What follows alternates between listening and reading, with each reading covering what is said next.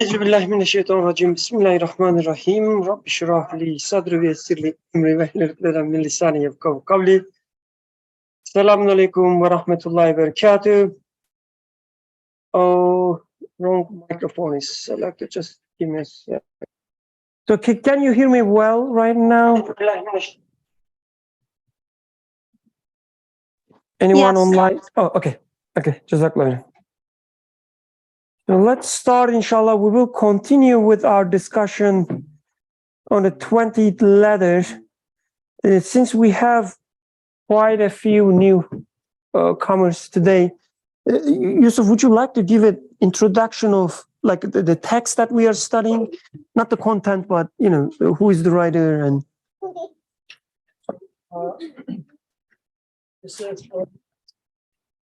The text we are studying is Said Nursi's commentary on verses from Quran.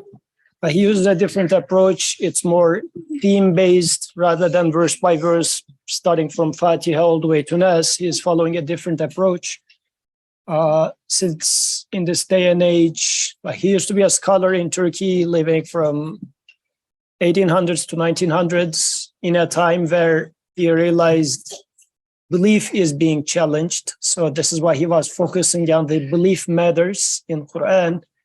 And so he has some writings. We have been studying his writings. And the part now we are studying is a book called Letters. And the 20th letter is about the phrase, La ilaha illallah wahdahu la sharika lah, lahul mulku wa lahul hamdu yuhyi wa yumeet wa huwa hayyul la yamut. So for this part, which Rasulullah says is so valuable of a phrase, now the author is dividing this into 11 phrases, and one by one he is going to study those 11 phrases. And the text consists of two major parts. The first part talks about how every phrase has a glad tidings, good news for us.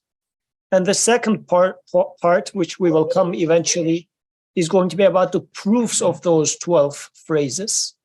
So for the couple weeks, we have been studying the introduction and the first phrase, La ilaha illallah, how it brings a good news to us. In a sense, what is its relevance to us, our day-to-day life? Without it, what would life look like? With it, what life looks like, everyday life looks like. And last week, we have been studying is it really La ilaha illallah? This is what we have been studying last week. Or do we have some other ilah, other creators in our life? This is what we have been questioning last week as we were studying the first phrase, there is no God but God. So inshallah, we will continue from there. Inshallah. Jazakallah khairan. Very beautiful introduction.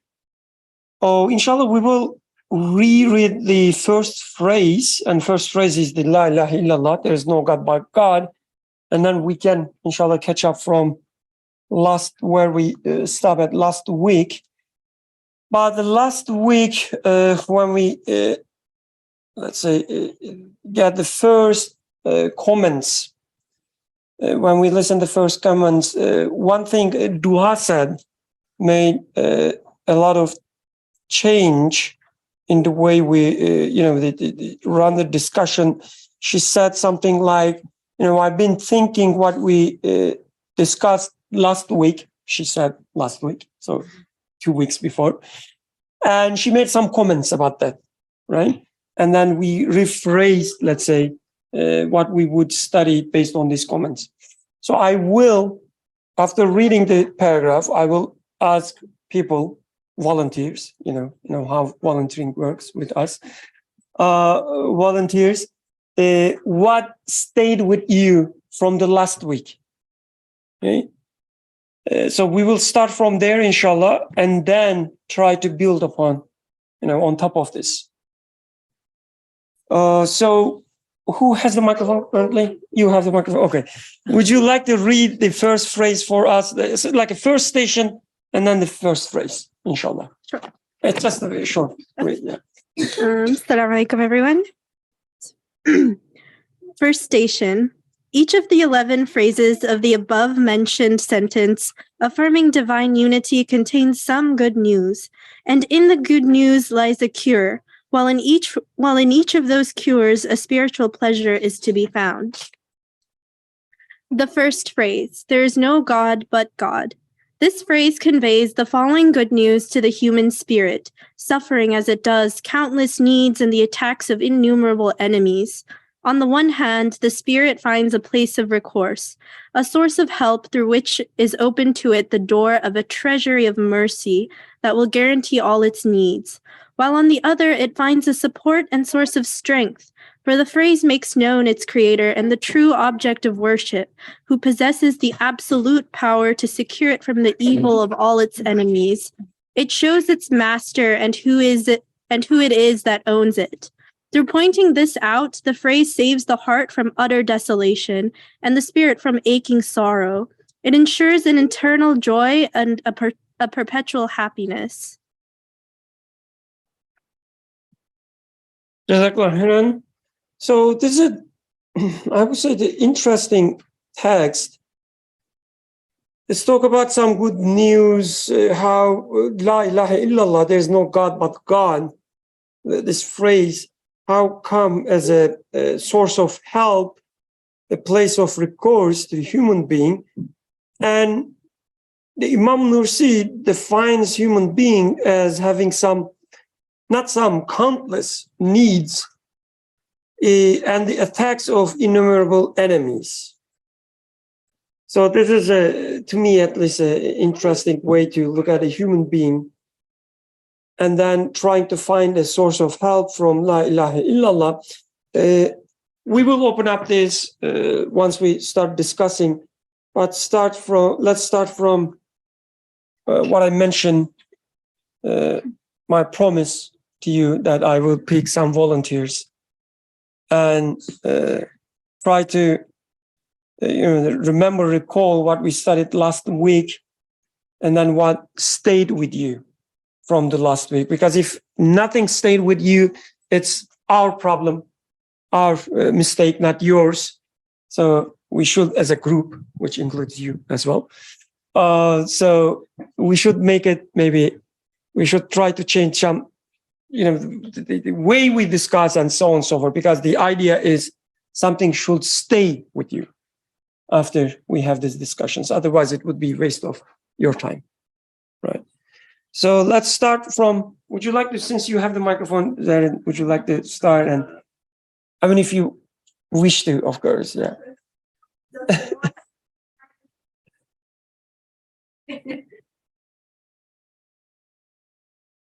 Yeah, I can start. So I guess the thing that kind of stuck with me the most from last week was kind of going into our lives and confirming La ilah and then illallah, like confirming that in the things that we interact with on a daily basis, that those aren't like actually the things that sustain us, even though we might think that they do. So for example, one example we brought up was medicine. And so we might, if we're sick, we might say, oh, I need to take this medicine to make me feel better. And so in and of that, so doing that is could be like attributing something that could be something that we're saying, this will make me get better. But in fact, the medicine itself does not have that inherent quality. And so confirming that, in all of these things that I think are like taking care of me in some sense, these are actually not my sustainer, and sort of taking my creator, Allah, as my sole like sustainer in my day-to-day life. So I've been trying to, I guess for me personally, I've been trying to like catch myself in like, so I had a bit of a cold and I was taking medicine, and I kind of recalled our like discussion from a couple weeks ago about like, is the medicine really like the means of my cure, or is it isn't my creator. So just kind of going about my life in a different way. Jazakallah khairan. Anyone else? Any volunteer? Can I just have a very small thing? Please, yes. I'm sure it is very small. Yeah. So I've been trying to do the same thing with like trying to associate like health or whatever with like the creator, but also something that I noticed was that I was associating like good things with God, but then for things that were bad I would say the same things like, oh, you know, like the ice cream made me sick or the beach made me sick, because I also have a bit of a cold. So it was also just sort of like collecting myself and remembering that not only does all the good come from the Lord, but also all the bad comes from the Lord as well. So just that. Alhamdulillah. Any other? Yeah, please.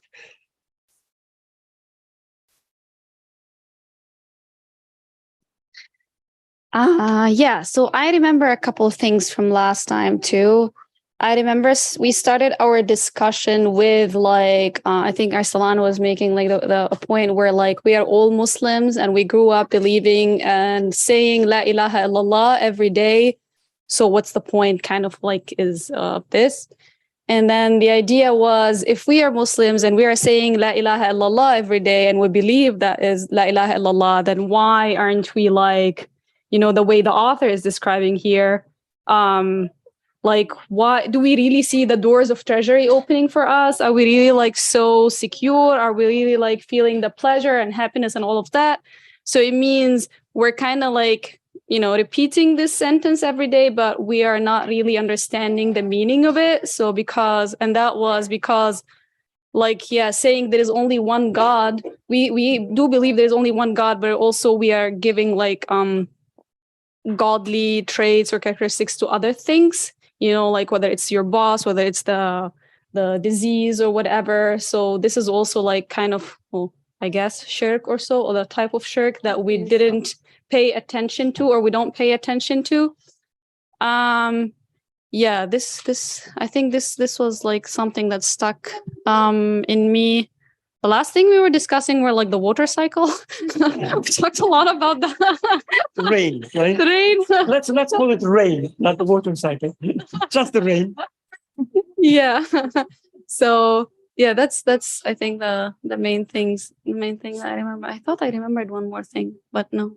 Yeah. Okay. Alhamdulillah, that's a lot of Yeah. things. I think. You reminded me, you know, the many things that I forgot. Alhamdulillah. So inshallah, we will continue with the rain example. So no worries, your excitement will be satisfied, inshallah. Any other comments, questions, examples? Maybe one example I can give about the you know, the needs, the anxiety and so on, and how La ilaha illallah, you know, the common helps. We will continue, by the way, trying to understand the phrase itself, La ilaha illallah, what it means, how it should be studied, and so on. But these are just, you know, let's say, a quick summaries, the conclusions that we have. So we are driving back from our vacation just today, and we are coming from West Virginia, which is, you know, the wilderness, the greenery, the countryside, all this beautiful thing. Okay? And we are, sorry? The trailer park. Oh, yeah. You know, we're driving, we are on the road, and we just, like, we are still in the West Virginia, and everything is still beautiful. And we're trying to enjoy, but the moment we try to enjoy it, the idea of Philadelphia comes with it, right? Because we are driving to Philadelphia. So after, let's say, a few hours, the enjoyment will be finished. So the depth of this enjoyment is with us, within the moment. And we're trying to stick onto it, like just holding the, you know, the countryside, the beautiful. And we're asking the question, like, I wish the entire road was like this beautiful thing, because it gives you the pleasure. And then you realize that, you know, the creation of the pleasure and the creation of these beautiful sceneries, that they are different things, and there's no causal relationship between them. So in such a moment, you are actually asking for the pleasure from the greenery, from the, the trees. So trees are your lords now, because they can give you pleasure. When you realize that, you said, Astaghfirullah, this is shirk, right? And you say that, inshallah, I will have the same pleasure, or maybe even more pleasure, through other means. So since pleasure is created by my Lord, it doesn't matter we have tree or not. It's not about the trees, it's about whether my Lord creates the pleasure in me or not. So I ask pleasure from my Lord. So, but to reach to this conclusion, I guess it was, you asked this, right? There's like intuitively, we always go to other ilah first, other lords. Like I look for trees first, because they will give me pleasure, I assume. But when I realize that they are just, these the entities that they die. In the forest, we, stay, there were a lot of dying trees. Like some of them were already dead. So when you realize that they just, just like in the story of the Ibrahim alayhi salam, the sons, the trees, they set, so they cannot be my Lord. So you ask pleasure from your Lord directly. So it helps you. Now, the ending of the road, the West Virginia side, doesn't matter. Because if he wants to give you pleasure, he will give you pleasure in this room, inshallah. Although we don't have any green tea, or maybe you're sure. But anyway, that was another example. So should we go back to our example from the last week? Okay. So last week we were studying rain, as you would call, or maybe Atik would call, the water cycle. That's his expertise. And we said this phrase, the methodology that Quran teaches us, is not starting from Allah and start praising him and so on and so forth, because as Arsalan was saying last week, we've been trained this way since our childhood, so we take it as granted and so on. This is not the Quranic approach. Quran starts from La ilaha and then Illa Allah. Okay? Quran says you should first understand, confirm, and believe in La ilaha, and then illallah will come. Illa Allah will come. Okay? And this is like we started with an example. We said, who brings down the rain? So that was our question. And the one answer for that, which is very honest answer, I would say, because almost everybody in this room last week, at least, I'm sure newcomers, they wouldn't make such a mistake, but we all did. And we all started with some so-called natural laws, right? We talked about the gravity, we talked about the evaporation and so on and so forth, as we call it as water cycle. We started from there and we said, it comes down because there is such laws in the nature. So implicitly, actually, we are saying that these natural laws bring down the rain. And we don't articulate it maybe openly, but this is what we believe. At least, okay, so again, so when you take Quranic verses as speaking to you, everything becomes so beautiful, right? So the way Quran describes the munafiq, okay? So I apologize especially for newcomers. So I'm not trying to say that you are or we are all munafiq. I'm just saying that when Quran talks about the munafiqs, the hypocrite, how would say? Hypocrites. Quran is talking about a state that you find yourself in from time to time. Okay? So the way Quran describes munafiqs, it says, when they are with you, they would say they believe in God. But when they left alone, they would say, yeah, we believe in some other things. We don't believe them. We don't believe like them, and so on. But this is what we are, sometimes at least. When we are in a religious circle, in a halaqah, for instance, and somebody asks who brings down the rain, we said, oh, do you want a religious answer? It's Allah, of course, we say, right? But when we left alone and we ask it ourselves, or our professor in, let's say, in a classroom ask it, when with others like, the other munafiquns, and we say, it's natural laws. It brings down, this gravity, for instance, takes down the water. So anyway, as a side note, and then we studied last week whether it is possible or not a natural law performing any action. Because the water droplet, it comes down, right? If there is an action there, there's a change there.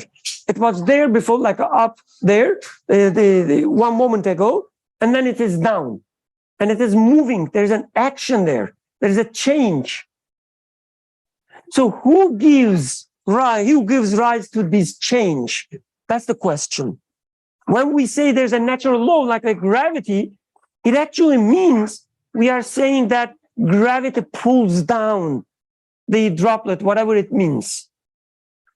And we said it doesn't make sense because the natural law is just on the paper.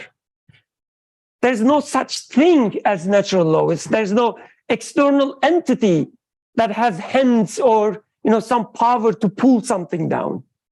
It's just an abstraction. It's just on the paper. Just like, what was the example? The IKEA, the manual. You buy a furniture, you build it, but following the manual, right? The booklet. What is it called? The instructions. You follow the instruction. You follow the laws of this furniture. You have to follow them. I mean, you don't have to, but anyway, especially if you are Turkish, you don't even look at the instructions. But anyway, so the furniture, every time it's built, it is built in a certain way. And these people who observe this certain way, they took note of these instructions, whatever, and you are not following them. They are just on the paper. You do follow them. You make the furniture, and your wife comes and says, oh, thank you, booklet, for the furniture. You say, it doesn't make sense, I built it. But you follow the instructions, whatever written there, it's in the furniture. This is how furniture is built. Or you go to a beautiful palace, and you ask the question, who built this palace? And somebody brings the blueprints of the palace. It says, these are the dimensions, these are the way it is built, and so on and so forth. And says that these blueprints, the papers, or the ideas written on the papers, they built the palace. You say, it doesn't make sense. Yes, the blueprints are there, instructions are there, nobody denying them, just like the natural laws, whatever they are. Yet there are such abstractions we observe, but they don't do anything. They are the result of the actions themselves. Whatever we observe, and then we come to such conclusion that whoever brings down the rain always follows such a pattern. That's what it is.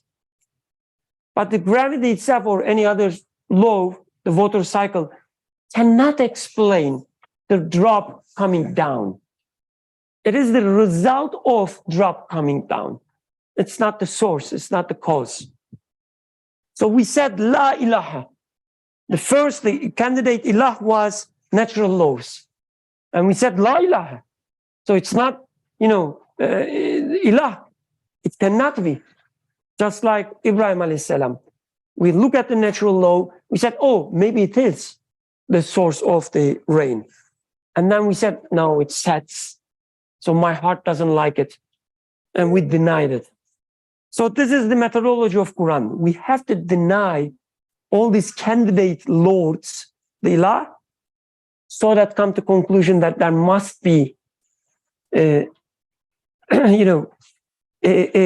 true ilah, which is not the type of this universe. Let's continue from there. I talked too much, so somebody else should continue.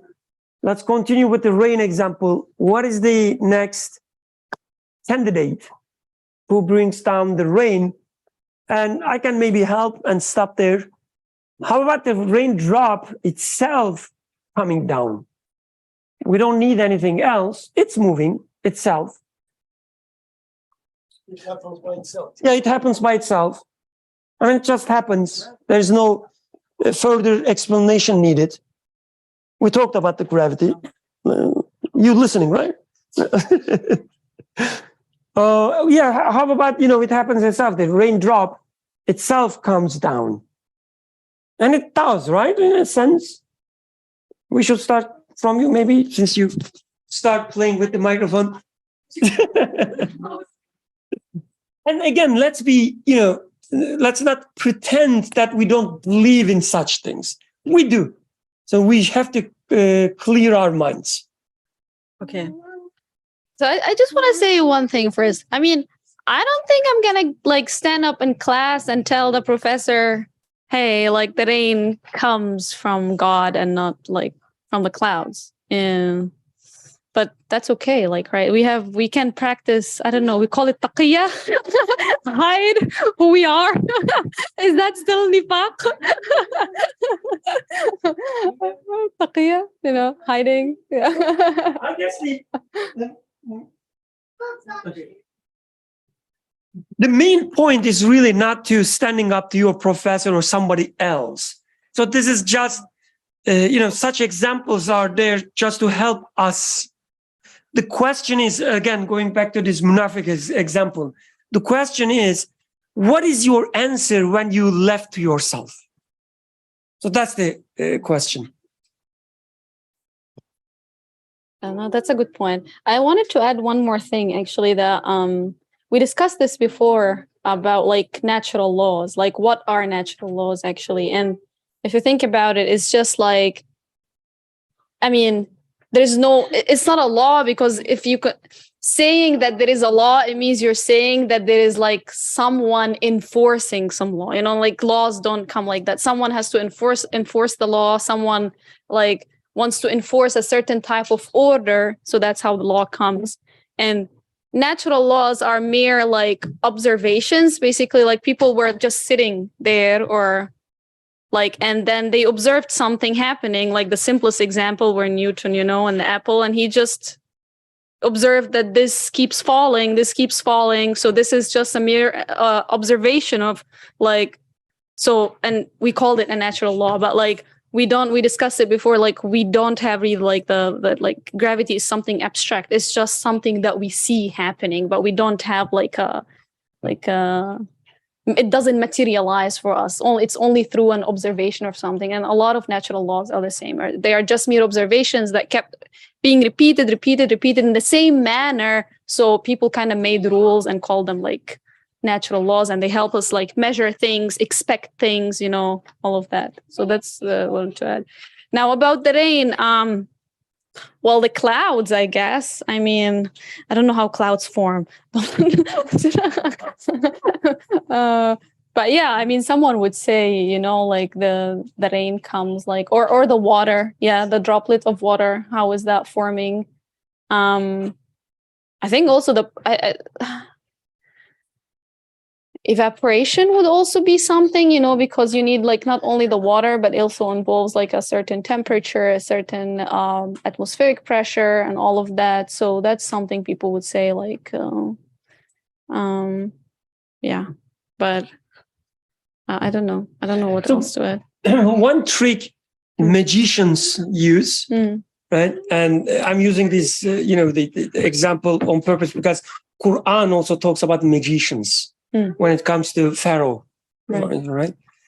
The one trick magicians use is to divert your attention to something else so that they can do whatever they want. They want to, for instance, hide something in their hand, right? they would direct your attention to their like a left hand, do something, and then meanwhile hide the things with their right hand. Okay, so the diversion of the attention, and this is what the modern magicians do. Like when we talk about, like when you ask, for instance, how rain droplet comes down, that's what you are asking, right? The answer will always include things like evaporation, how the clouds are formed, how the things are happen, and so on and so forth. Like directing your attention to something else, to another process. So we shouldn't be fooled with such chain explanations, because the question is about what I am seeing right now. Let's assume the droplet is coming down. And that's my question. How droplet comes down? Very simple, right? Droplet is here and then there. How it happens? So that's the question. What would you say to that? Now or when I'm by myself?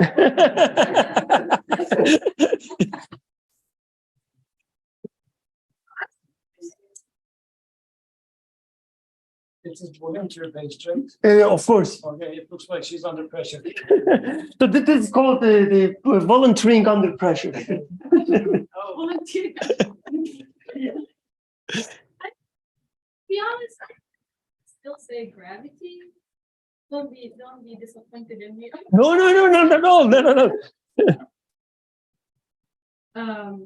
But so what I would think is that like gravity by itself, it doesn't have like intellect. As I said, it's also even like just an abstract thing that we observe, that things are falling down, and then we called it like gravity. But I don't think so. So it's not like there's no intent.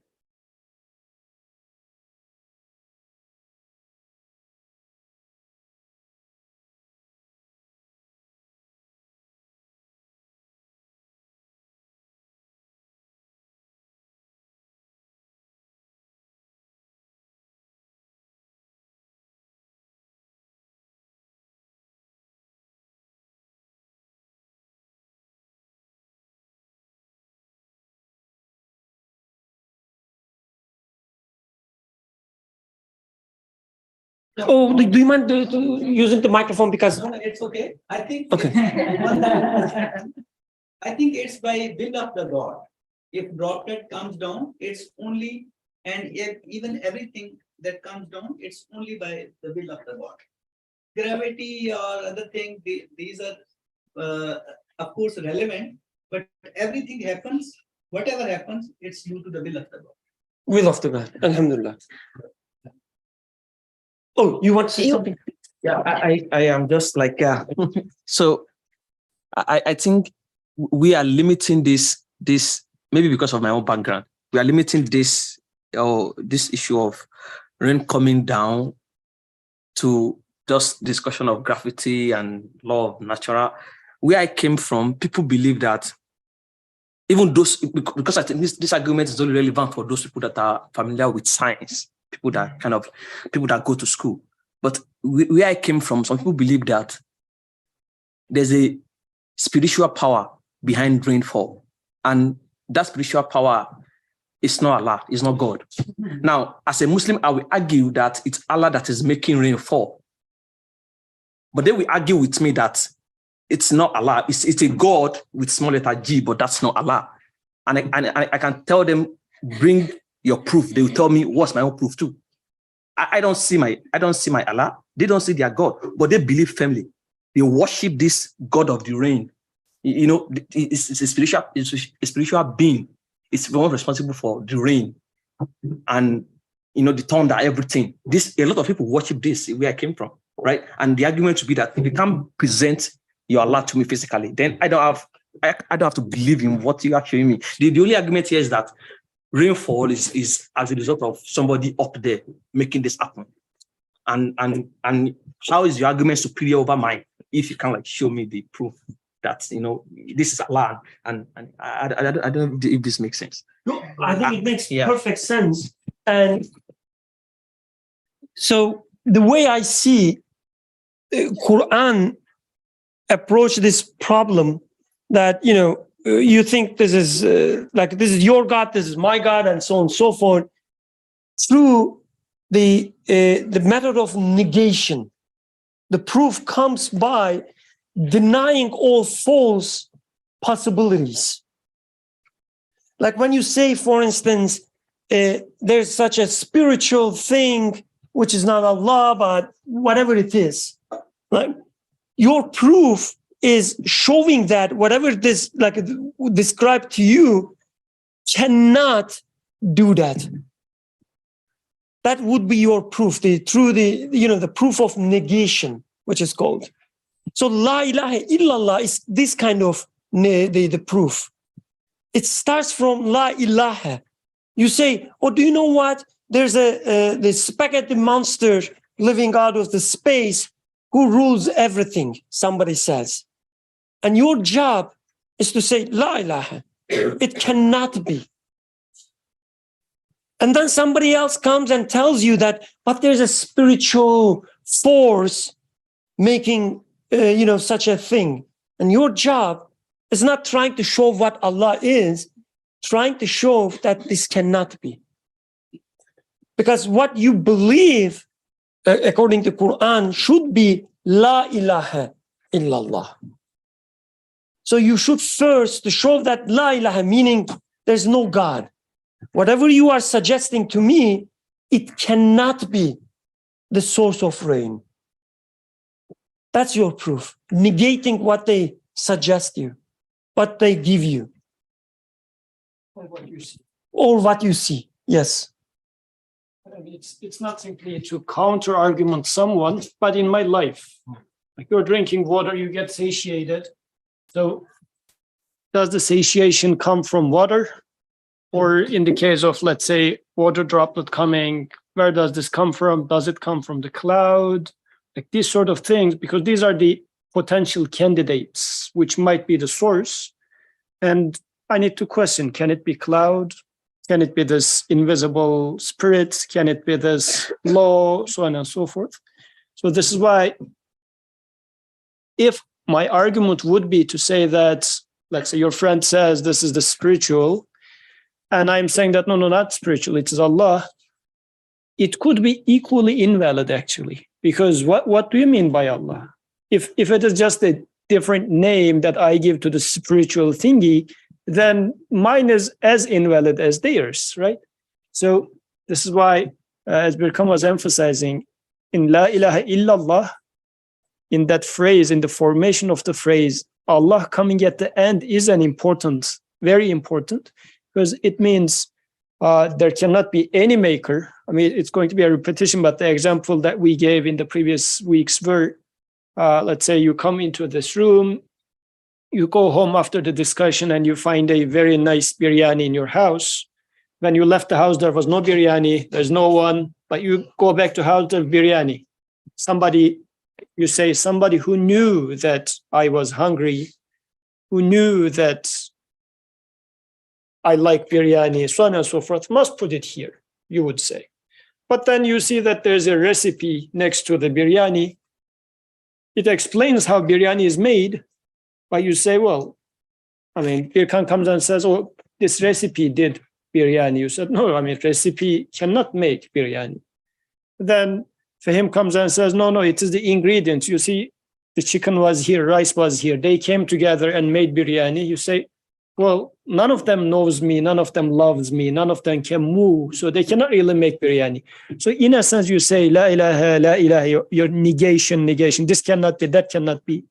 Then eventually you would say, but there has to be someone, come on. Then you say, but who is that one? That one must be someone who knows me, who loves me, who is named as Allah. Then this Allah is not simply a name anymore.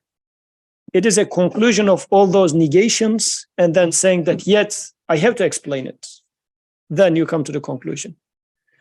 Otherwise, just the part I want to emphasize is, you are very right, and your friend is very right, saying that if my spiritual is wrong, then your Allah is also wrong.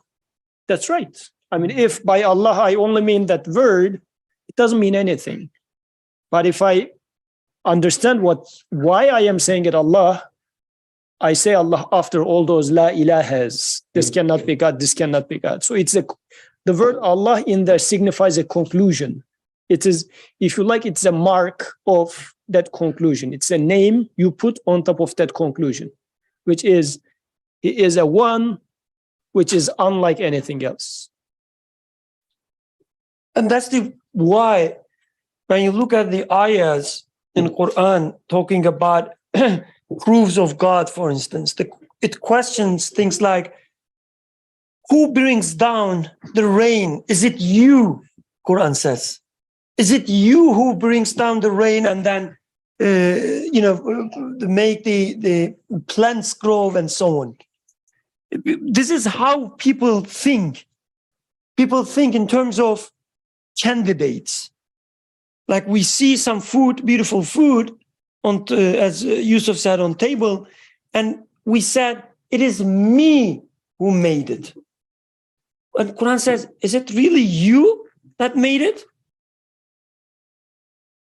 Is it you who, satisfied your thirst? You said, oh no, astaghfirullah, it's not me, it's water. And then Quran says, is it water that satisfies your thirst? So we have to ask these questions. We have to eliminate, no, it's not me. Oh, no, it's not water either. So this is how proof works. The proof, it's not like, it is Allah because we are Muslims. No, it doesn't work that way. It works that, I'm sorry, but it cannot be such a spiritual thing because such a spiritual thing wouldn't have such and such power, whatever. You have to show it, at least to yourself. You say, Alhamdulillah, God made me, God satisfied my thirst.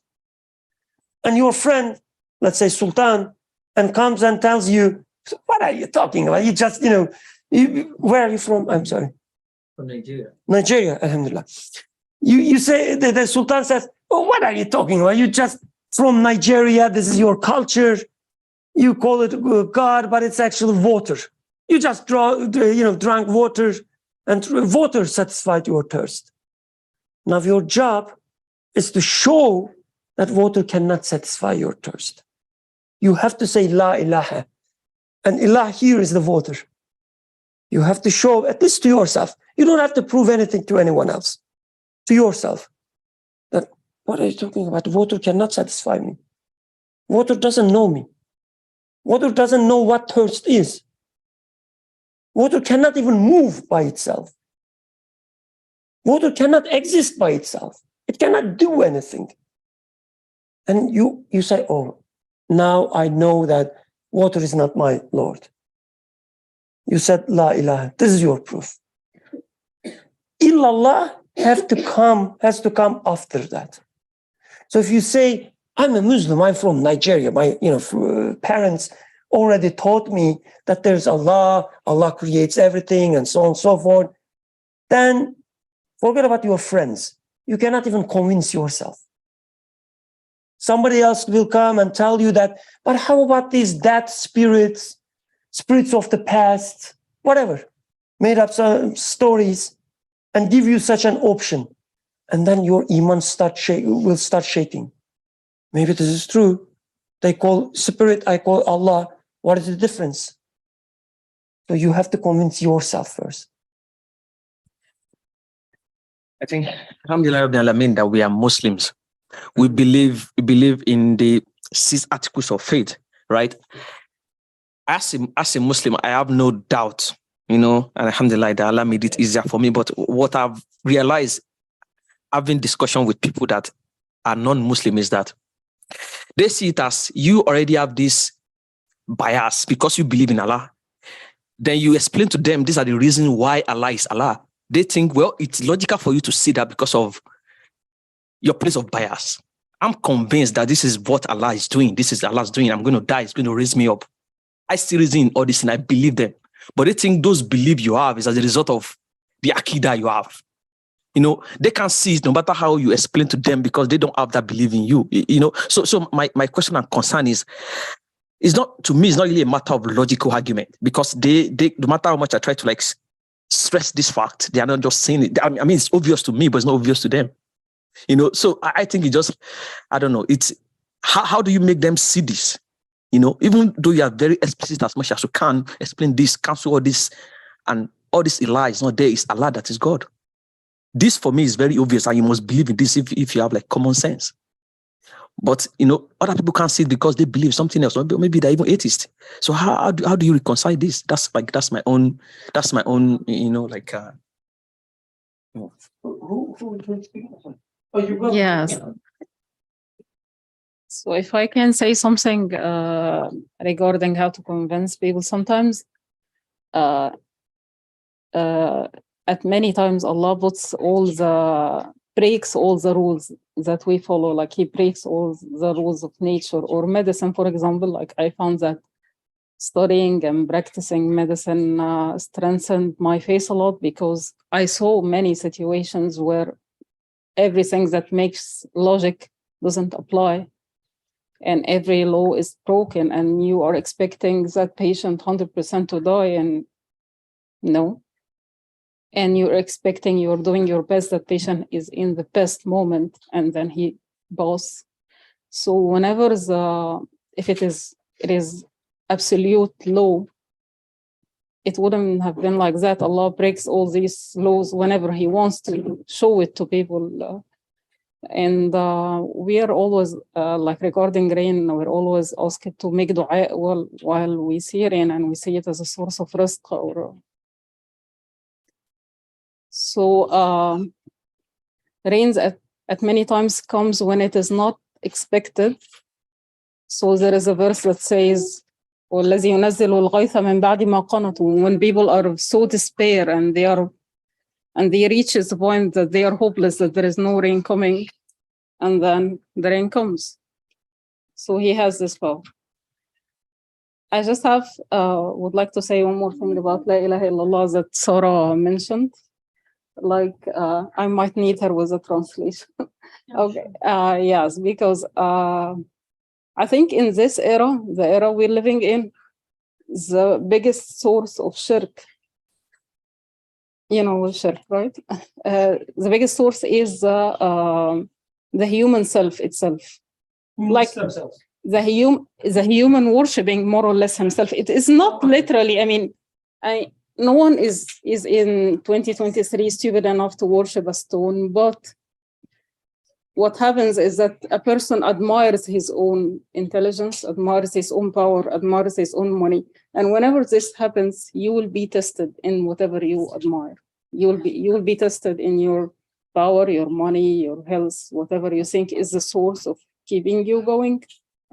It can be a source of ibtila to you, or affliction to you. So like Allah says, إن كان آباؤكم وأبناؤكم وأزواجكم وعشيرتكم وأموال اقترفتموها وتجارة تخشون كسادها أقرب إليكم من الله ورسوله وجهاد فأذنوا بحرب من الله. Yeah, as far as I remember the verse. Do you mind also giving a rough English translation? Yes, it's Allah saying, if you admire yourself and your parents and your children and your money and your people, I mean the same of your country, if you admire all these things and love them more than you love Allah and Prophet Muhammad, you will be tested in these things. Alhamdulillah. Okay. Yeah, this tested part was really that's great, because we always think, so when we talk about the shirk, for instance, we say the shirk is the biggest sin, right? And this is true. But the way we take it usually is like it's so big that we wouldn't do it. It's like a claiming or, saying something bad about God and do it openly. This is how we take the shirk. like an atheist coming and saying that, oh, I don't believe your God or Allah, whatever. We, they take the shirk in such way. It's such a big the sin, we wouldn't do it. But Quran talks about it a lot. So it means we do it a lot, or at least we are inclined to do it a lot, so that we are warned that many times. So shirk, which I guess discussed this before, but you would all know, it's not denying Allah, actually. It is assuming some partners for Allah. So you say, I'm a Muslim, I believe in Allah, there's no doubt. And then next time you are sick and you cannot find medicine, you feel anxious.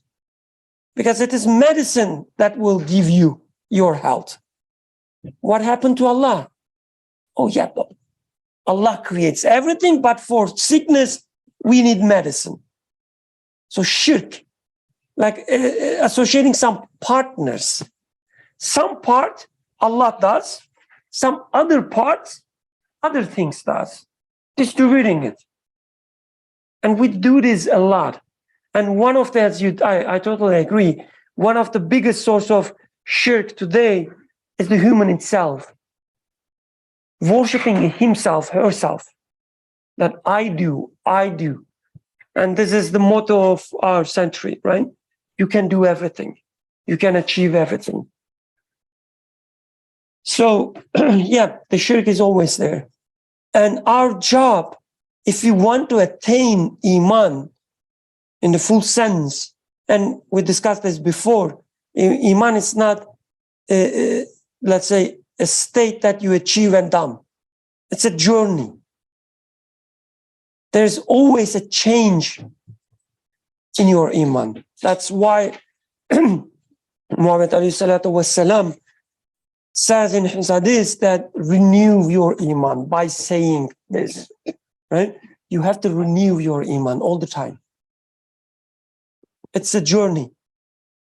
And you take this journey by committing these crimes and then realizing that you are doing shirk and then denying it, like not denying it, but quitting it, let's say, not doing it.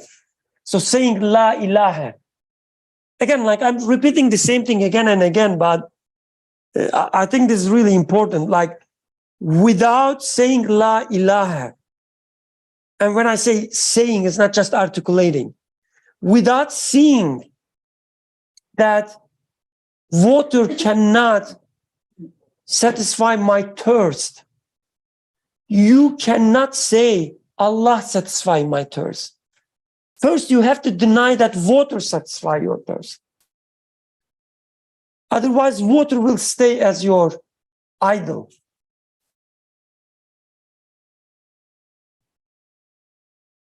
So you were talking about the raindrop doing it itself. I have a question for that. Oh yeah, please.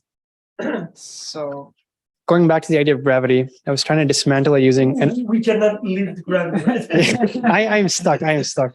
So I was trying to dismantle it using an argument from the Quran towards the end of Surah Baqarah, where Hazrat Ibrahim is arguing with Namrud, and he's like, Allah gives life and death. And Namrud's like, I also give life and death.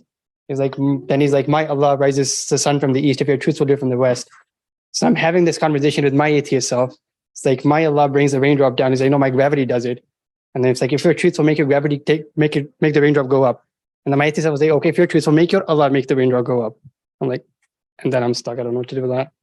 Because So what does this say in there? So it is saying that since you say it's a rule, as if it is saying in there to the Nemrut, what you are doing is you are just abiding by how my creator is creating. If you really see yourself as the one who sets the law, then just do it the other way around. So following his rules is not simply, you are not the one who is doing. You have this illusion that you are the doer of giving life, taking life, because in the example of Nimrod, he's saying that, okay, I give life, he just frees someone and then takes life, kills someone. what Ibrahim alayhi salam in there is alluding to is, so you didn't do anything. You thought you did. You're just following how my creator is creating. He says, if you really think you are able to do something, then do it the other way around. So just to give the idea that following the how creator would create, you are not doing it. If you can do it in any other shape, then do it. The same thing could apply, for example, someone who is committing suicide. So committing suicide is what? I am going against the will of giver of life. How do you take your life? Still by abiding his rules. He is just cutting your blood or something. Still, even when you are rejecting the creator, you cannot go out of his law anyways. So this is why in there, the argument is to not say that, oh, my creator goes up, down, whatever. He says, if you're claiming that this is the case, don't do the reverse. So I think the nature of that argument is to say that you have this illusion that you do it. If you are capable of doing such a thing, just do it in a different way than how it is being manifest. So I think. So, and the proof there, the method, let's say not the proof, the method is used is still the La ilaha illallah. So he's not trying to show how Allah does it and so on and so forth. He's not talking about how Allah does it. He says, no, you are not the Lord. That's what he says. The Namrud says, I am the Lord. And Ibrahim alayhi salam says, no, you are not the Lord. You cannot change this. He says, La ilaha. You are not. So our approach should be based on, I don't want to use word fact, but because it's overused, especially nowadays. But our approach has to be based on what we experience, right? What we have in front of us. It cannot be an imaginary argument. It cannot be how Allah does and trying to imagine a God doing something and so on and so forth. No. The food is there on the table. And there are many idols coming and claiming that they did it. And your job is that, no, you cannot do it. You cannot do it. You cannot do it. This is your job. When you eliminate everyone, like Namrud was one claim, right? I did it, he would say. And you said, no, you didn't. When you clean the room out of all the idols, food is still there. There must be somebody did it. And you say that whatever was in front of me, I cleaned them all. They cannot be the Lord's. There must be someone who made the food, and I believe in that. And Quran called this that as Allah. Allah is just a proper name, like Birkan, right? But it's like there are discussions in the scholarly circles, and the word coming from this root and that root. None of them are certain, just discussions. But everybody agrees that it's just a special, like a proper name. And the proper name doesn't mean something by itself, right? So what it means is the food is there and they cannot do it. Whoever did it, I believe in that. This is Iman. Iman is not, I believe in that there was a God called Allah and who made the food. This is not Iman. Iman is, no, you didn't. Whoever did, I believe in that. This is Iman. And in that specific case also, when Ibrahim alayhi salam went from this example of giving life, giving death to raising son, he was also alluding to the fact that the one who gives life and death can be the one who raises son and sets the sun. So if you are not able to raise or set the sun, then your claim of giving life, taking life is a lie. So this, in there, again, he's saying that whomever is doing this must be doing the one who does everything. And I don't want to force you to be volunteer, but I guess it's a great segue into this rain goes itself, and we have to, yes. We have to give a break for Maghrib prayer, inshallah. But after Maghrib prayer, would you mind talking about like how rain itself cannot come down, so eliminating another item.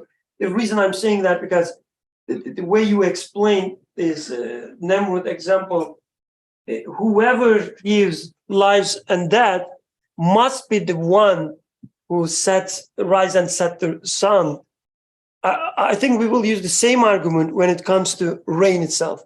Like whatever moves rain, it must be the same one who moves everything else.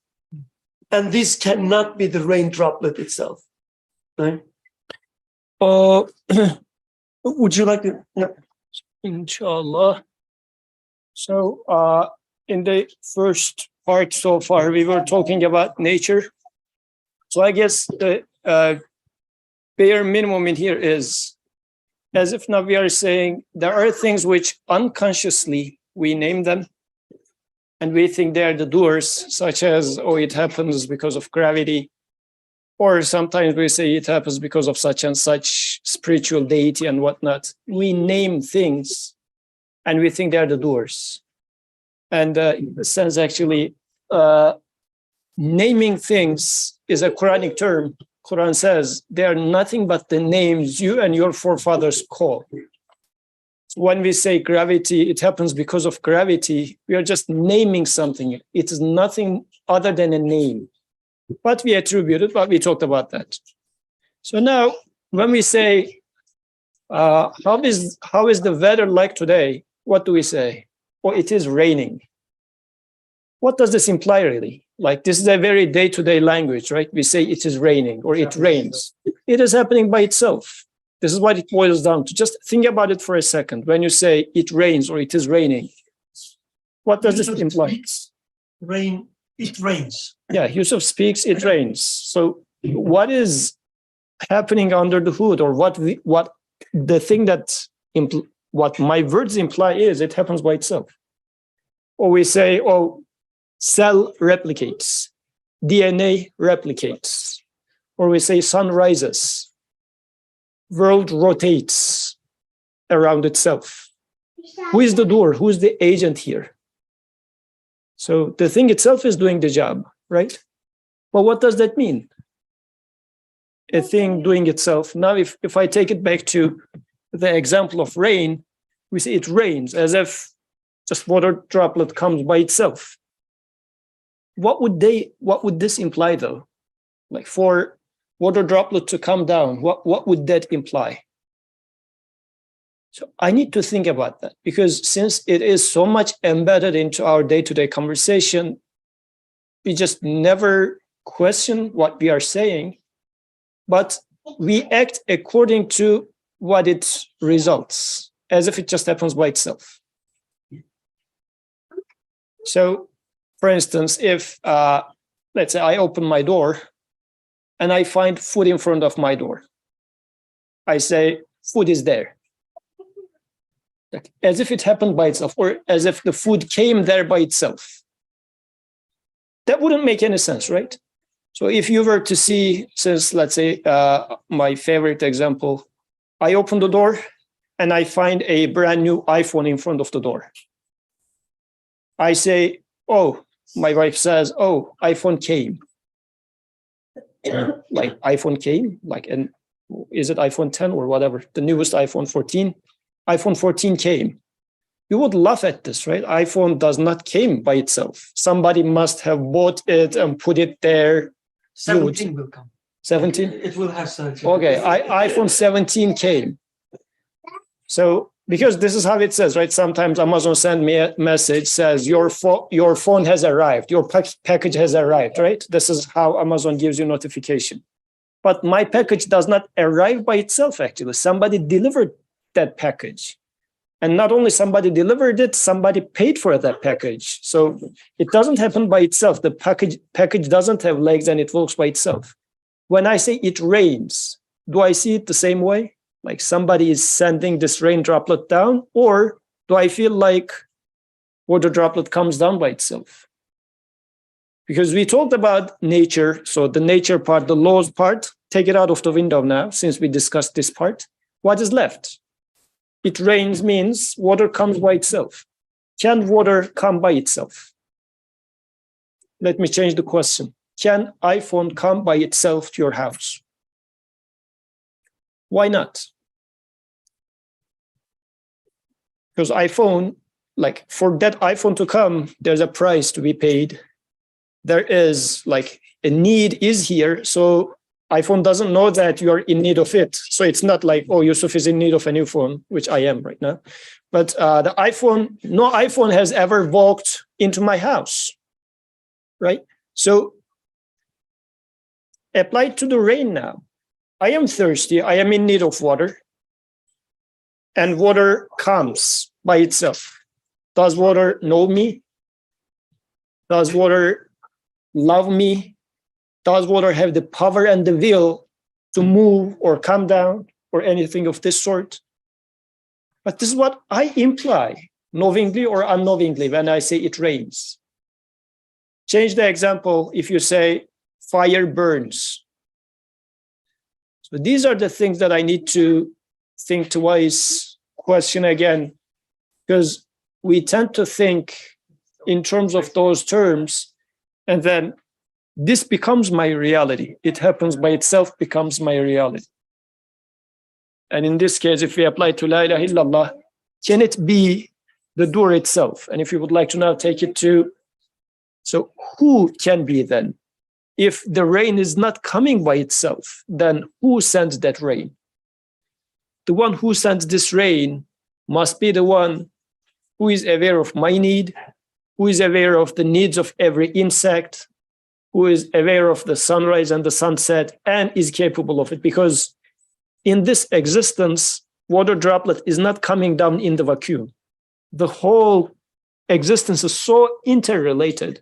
So the one who sends the rain down must be the one who takes the rain up in the first place, who must be the one who gives life to the one who benefits from this rain. So it's not an independent, isolated thing that is happening with the rain coming down. This is why the doer of this must be the doer of everything. So if I am saying that, oh, the FedEx guy gifted me the phone, it would be that if that FedEx guy cannot gift everyone, it would not be able to gift you either. Jazakallah khairan. So, any questions so far? Any comments, questions? Oh, there's something? Okay, good. Oh, okay. She already did. Okay, yeah. Okay. No, that's good. Go on. Okay, you just Yeah. inspired me. So, yeah, this is a very beautiful, the way you connect like a zikr. So even saying just Alhamdulillah, right? When you receive something, when you have something, just saying Alhamdulillah, it's like a way of renewing your iman, actually. Right? You're saying that, okay, something new is here and it is given to me, and I should remind myself that it doesn't just happen by itself, it is given to me. So that's the beauty of saying Alhamdulillah, for instance. It's not just because, we are Muslim, we are supposed to say Alhamdulillah when something good happens. No, it's just to remind us that it is given to us. It's like preventing yourself from shirk. And can you hear right now, Suhail? Was it just when there's a comment from the audience? Okay, can hear now. Okay. The next time I will. The comment was about the zikr.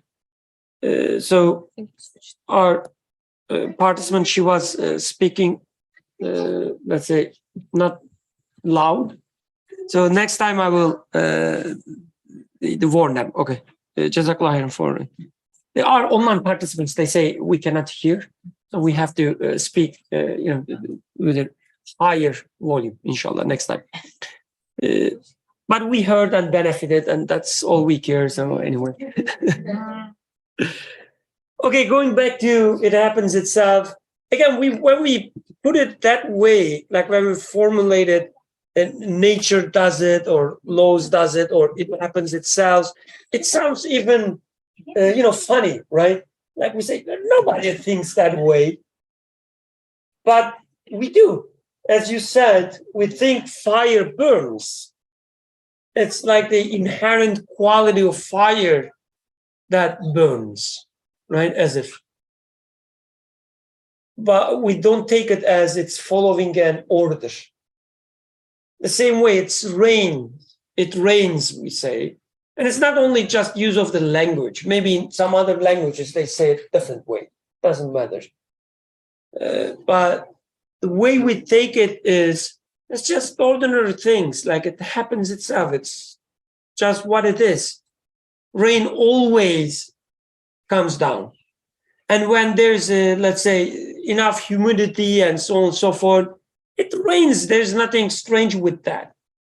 So we do believe that it happens itself, actually. Right? There's when certain conditions are satisfied, it rains.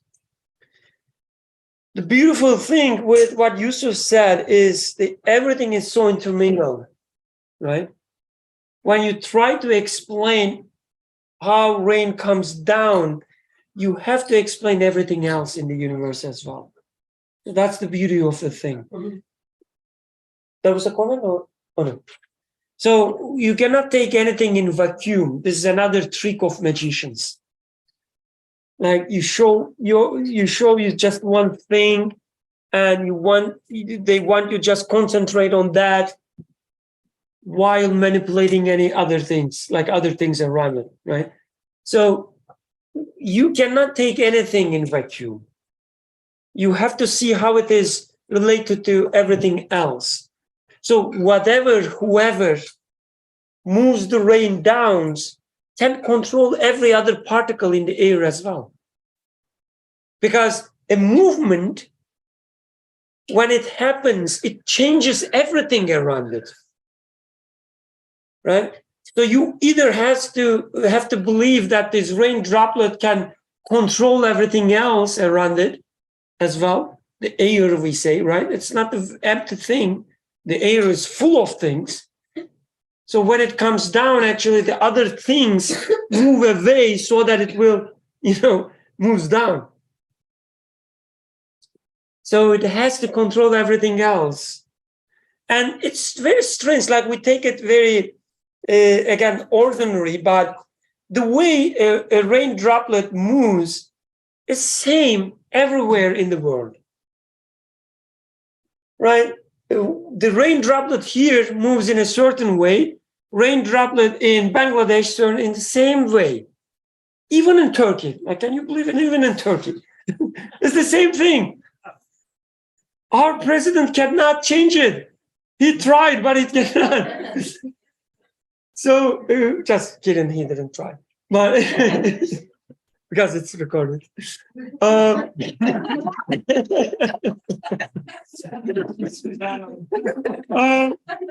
So it moves the same way everywhere. As if you are saying that, the rain droplets once upon a time, came together, decided some rules. Okay, folks, when we move from now on, we have to follow such a pattern.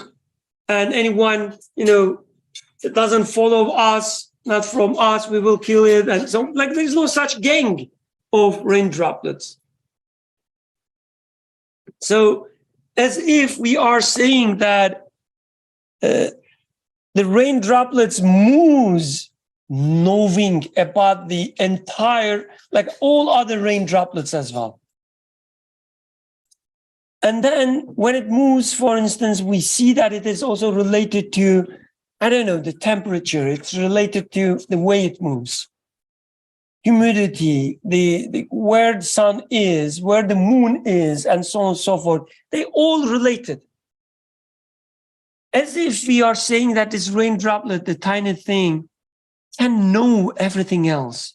They can communicate and so on and so forth.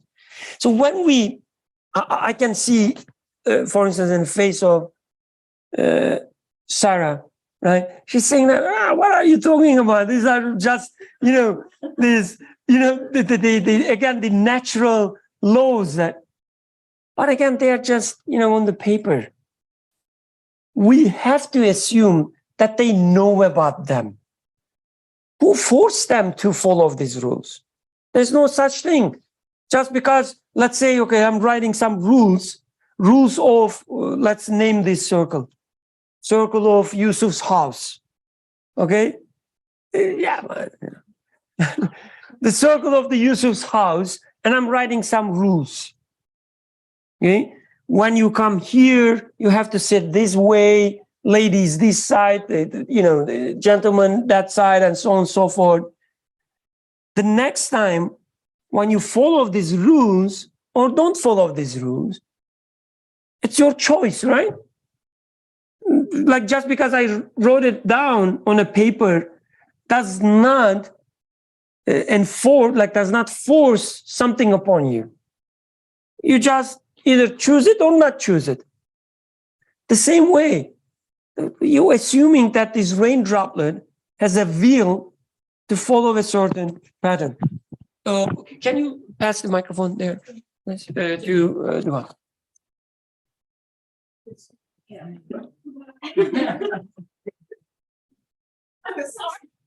No. Okay, that's okay. But that's part of the rule book, actually. You cannot throw the microphone. Okay.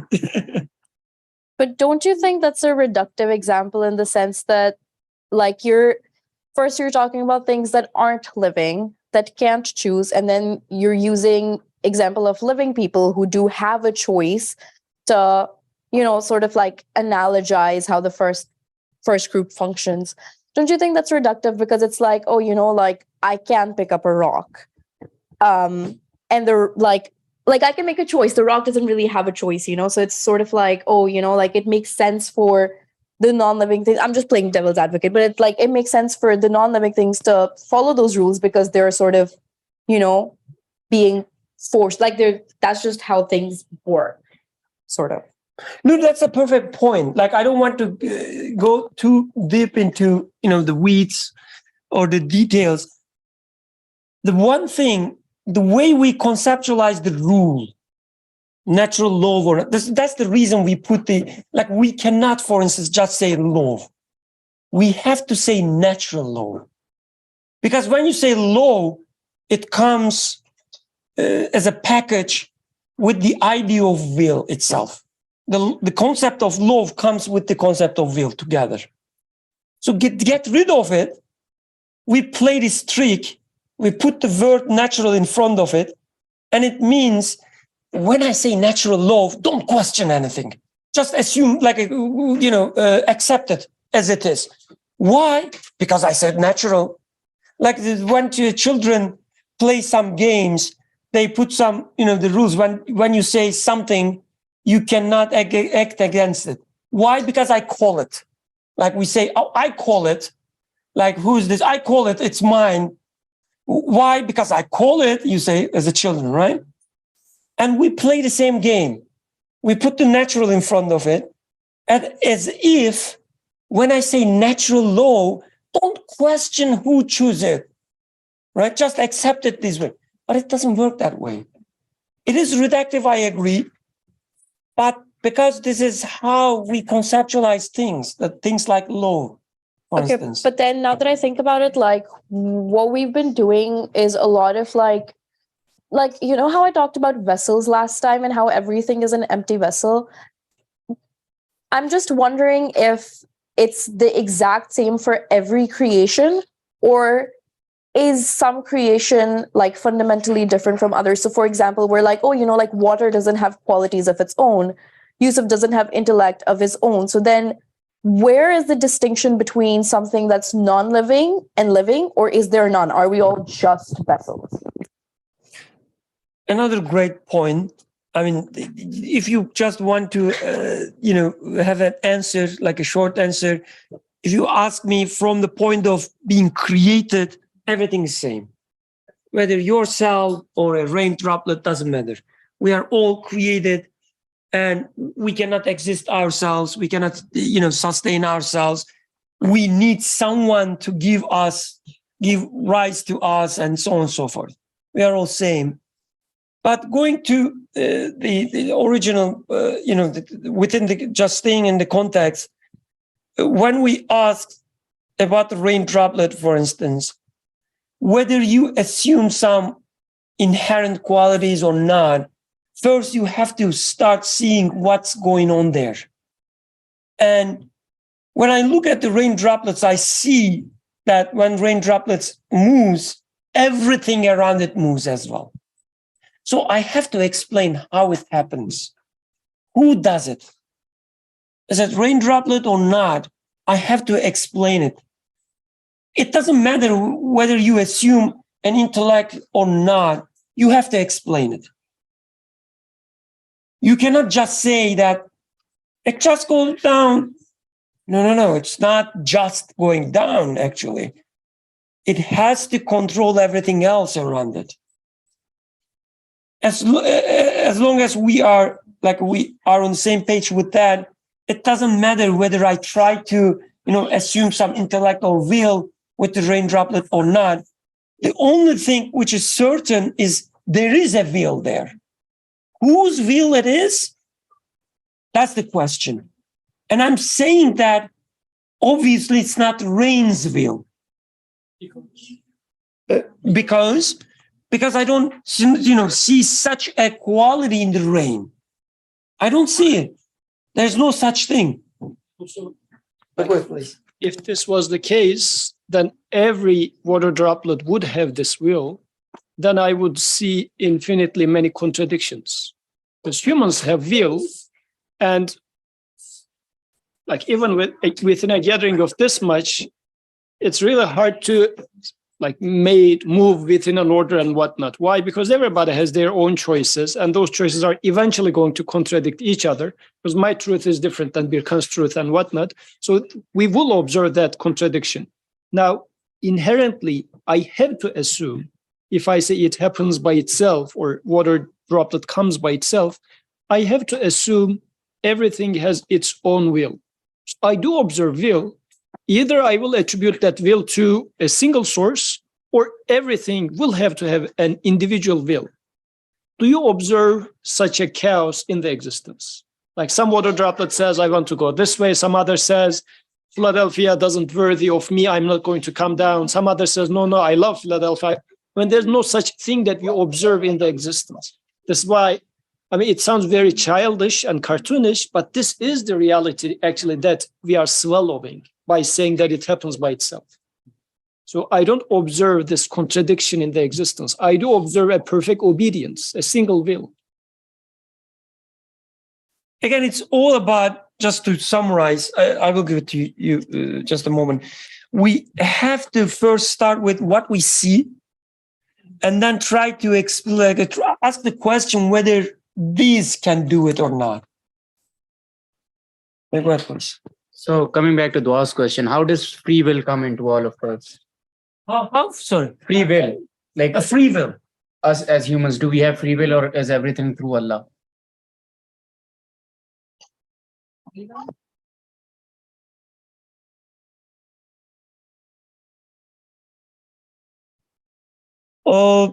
So it will sound like, I'm running away, escaping from the question like a politician, but it's really out of the context, out of the scope, at least within this discussion. So I have to say that we cannot discuss this. I guess I made this comment before, but very short answer. In Quranic language, there is no such thing as free will. This is like the English made up, the concept. There is ikhtiyar of, the people, the person, juzi ikhtiyari, not even ikhtiyar. But there's no such thing as free will, because the free, sounds like it is free of something. It has its own existence, and so. At least from the Quranic perspective, the Quran does not describe it that way. So what you are asking is still there. I have this choice, the sense of choice, but just using this English translation of free will makes things, I guess, contradictory. Just a very short answer, just to give an impression that, this guy knows something about the topic, and then we can say that is out of scope for now. Go ahead, please. Microphone, please.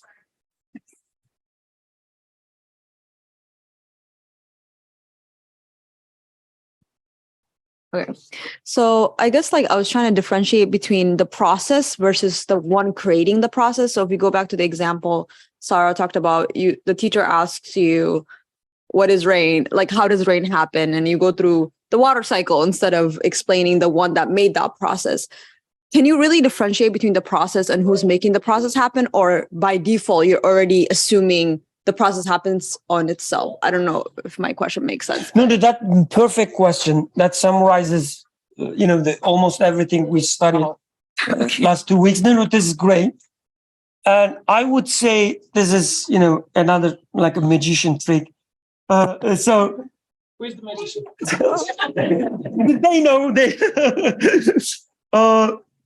So when we say process, if you mean just a description of what happens, this is what happens. I see it in front of me. Whether you are atheist or not, doesn't matter. We seeing the same thing. The question is every single part of this process, because just alluding to process does not explain anything. It's just a description of things. I say, for instance, you are playing guitar, let's say. Can I give more? Yeah, give a more Islamic example. Politically super incorrect example. In some side of the world which falls near Middle East, bombs fell and some children died. 120 children died.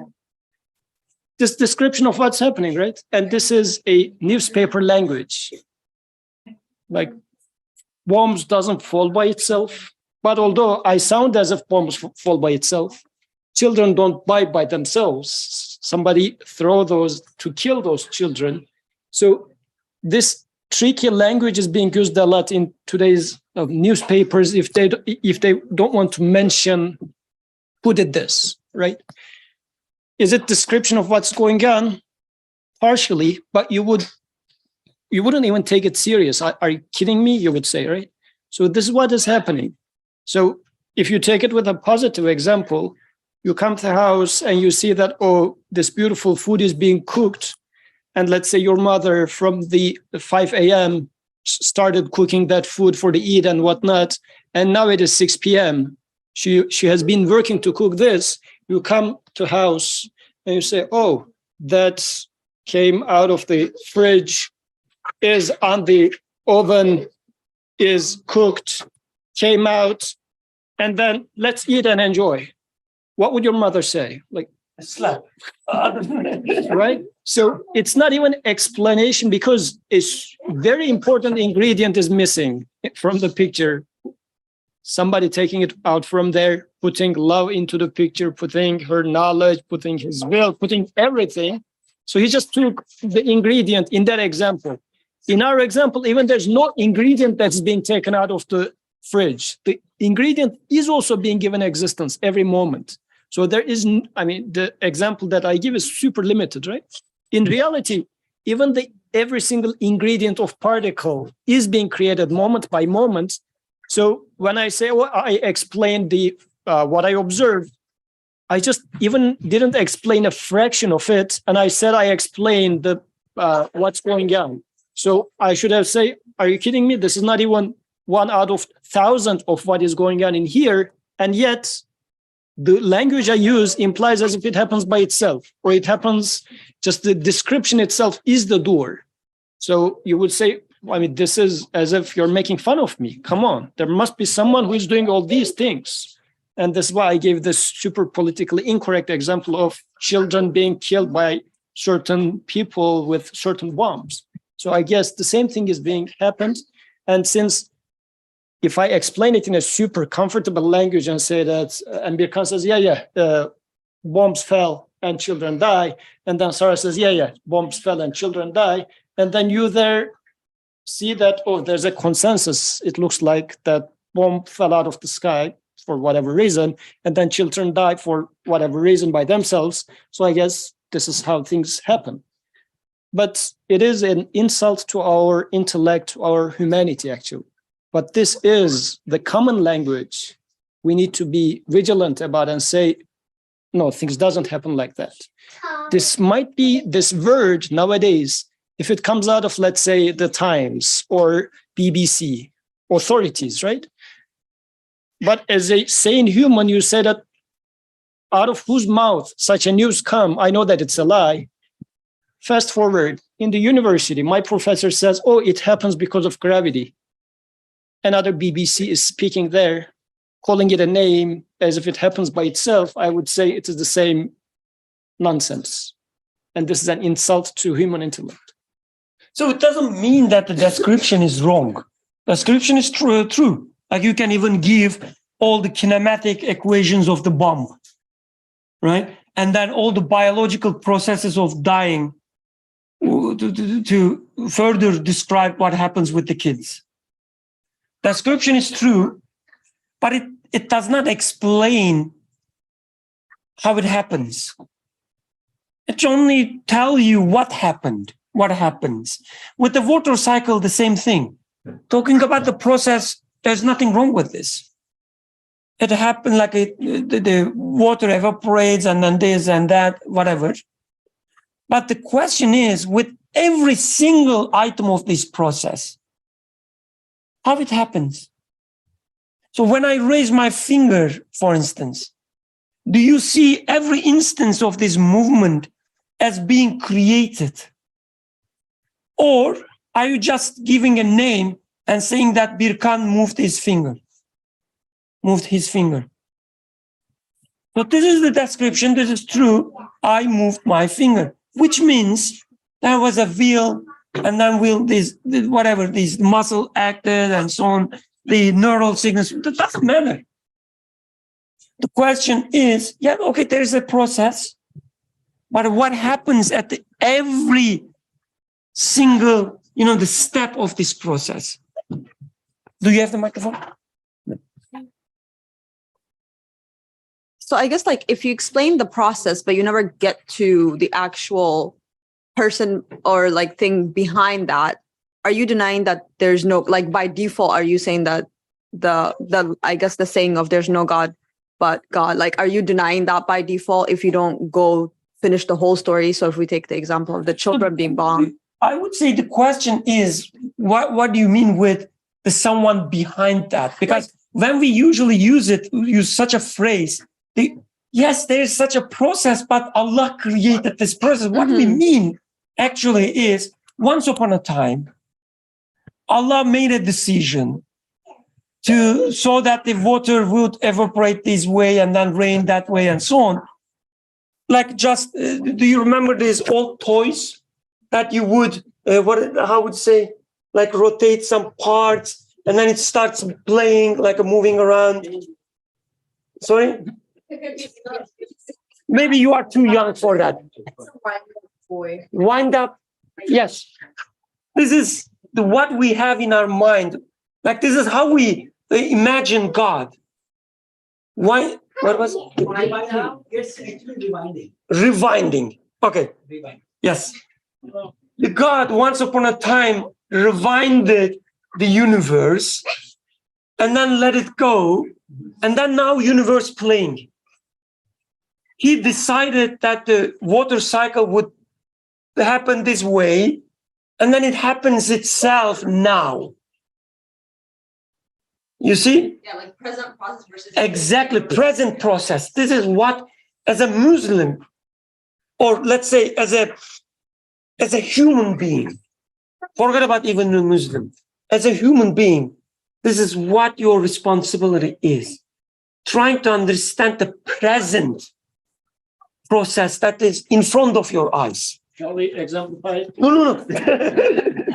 It's so valuable. I'm so thirsty. So this is what we are interested in. So don't trick me, again, the magicians, right? Don't trick me giving some historical backgrounds. Explain what happens right now in front of me. A rain drops, how it drops. That's my question. The process, yeah, after it finishes its movement, I will conclude that, oh yeah, it follows the process that you described. That's another thing I have to explain. It's complication, not the explanation. But anyway, every step of this process, it's moving, still moving. Explain this. The question is, do we need God to explain this or not? And this la ilaha is for explaining what happened in front of our eyes. It's not about the Big Bang, right? This is the modern Muslim. Oh yeah, there was a Big Bang. This explains God. What it means, everything happens by itself. Before, once upon a time, was a God. This is the biblical narration. The God created the universe in 6 days? 6 days, and then rest the 7th day, right? So this is the biblical narration. When I say it this way, it sounds funny. When I say biblical, because of our culture, we have this urgent tendency to laugh. But we believe in the same thing. Not as the follower of the Quran, but just individuals. We call it process. The God created the process in 6 days. And in this 7th day, the current day, he rests. This is how we believe. It's funny for them when I say biblical, but it's funny for you as well, right? So it doesn't change. So again, the la ilaha is about what happens in front of us.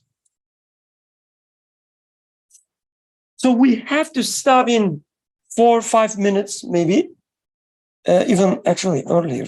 Anyway, inshallah, next week we will talk about another candidate, some other causes that pushing the rank down.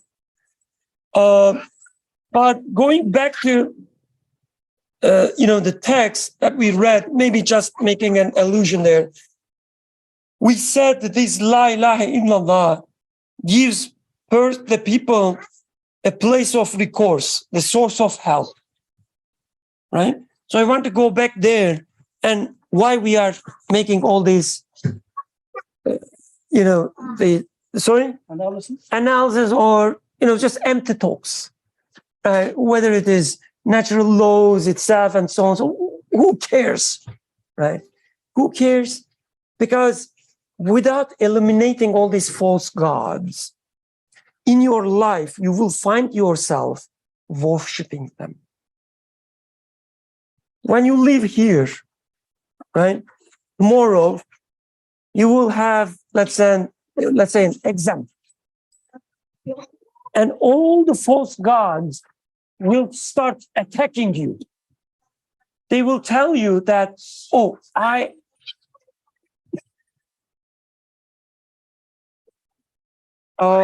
just a second, please.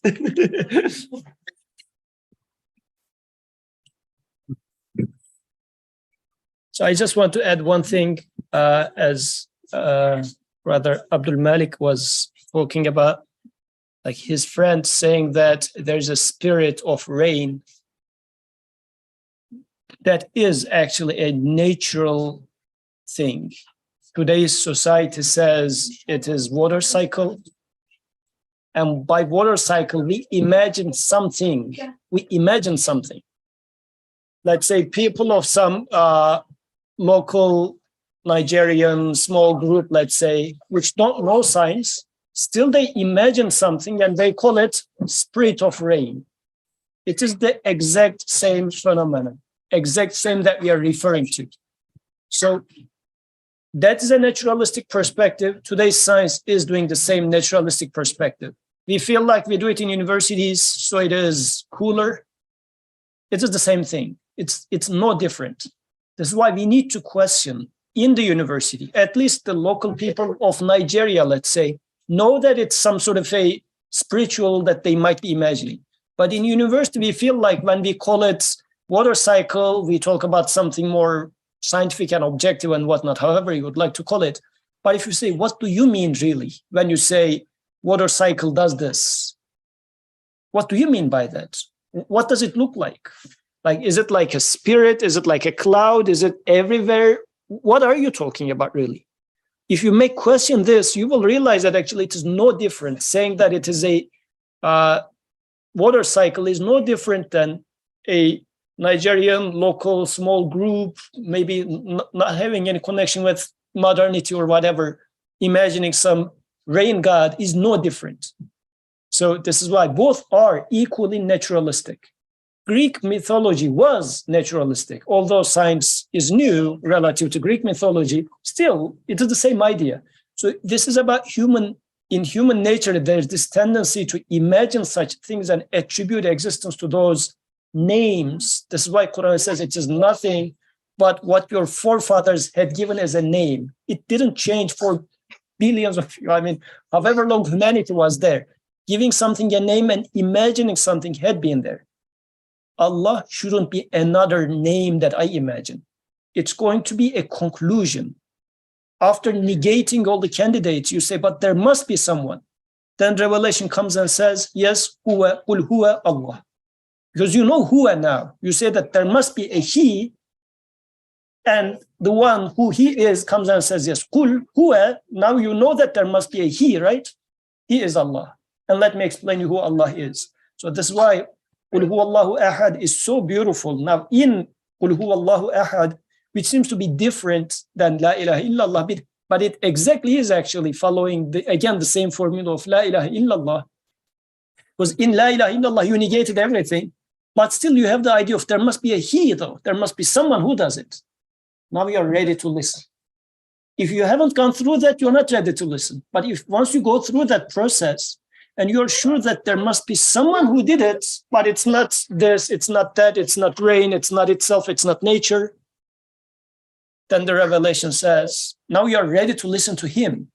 He says, Qul huwa, you know someone, the huwa, he, there must be a he is Allah, and you know how he is ahad. Then starts explaining you how he is, or how now you're going to conclude. It builds on top of that. So yes, your friend was right when he said your Allah is just another name to my thingy. And then actually you will find some Muslim which would say, actually what you call as nature is what I call as Allah. Astaghfirullah, nothing as such, nothing at all. It's just opposite to each other, nothing at all. So we need to be vigilant about this, because calling something as nature is just saying that it happens by itself. Calling something Allah is, it does not happen by itself. It is just east and west, exactly the opposite. It's not just a naming convention. So, Alhamdulillah. Jazakallah khairan. So maybe just a homework for next week. So try to, go over some false idols in our lives. The way we explain things happen in our lives. Like your, livelihood, for instance. Where does it come from? Is it your parents that, providing you? Is it your boss if you are working? Is it your customers? Is it your husband? Is it your wife? So just that one example, right? We have to destroy all the idols in our lives.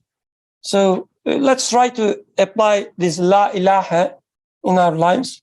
And maybe next week, when you come back, we can talk about them. سبحانك لا علم لنا إلا ما علمتنا إنك أنت العليم الحكيم وآخر دعوانا الحمد لله رب العالمين الفاتحة